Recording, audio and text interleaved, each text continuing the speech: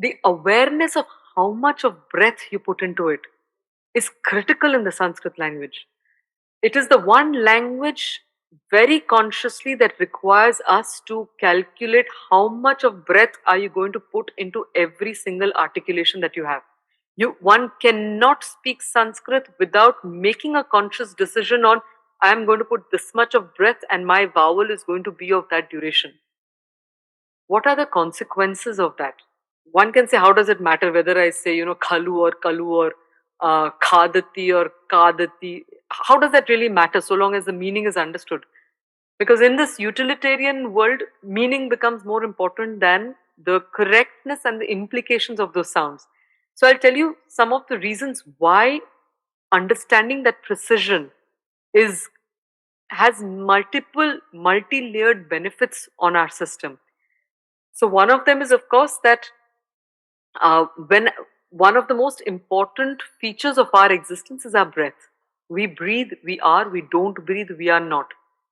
And because our being is comprised of prana, the movement of prana, which is blocked, unblocked, will determine how we feel physiologically, how we feel psychologically. But we don't necessarily contemplate about the nature of our breath. With this language, we are mandated to take into account what is the quantum of breath that I'm going to express in every single letter that I articulate. Which means that when one is speaking this language, it requires something in us to also step back and make a decision on something as fundamental as breath.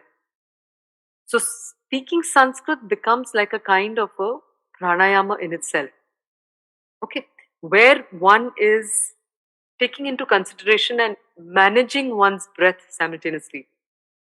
The benefits of that, all these are very subconscious benefits that one accrues as a result of doing this, is that allows the being, the consciousness of the individual to become fine tuned about something as involuntary as our breath, which is one of the objectives of the entire yogic approach to life, which says, how can I make everything that is involuntary into voluntary?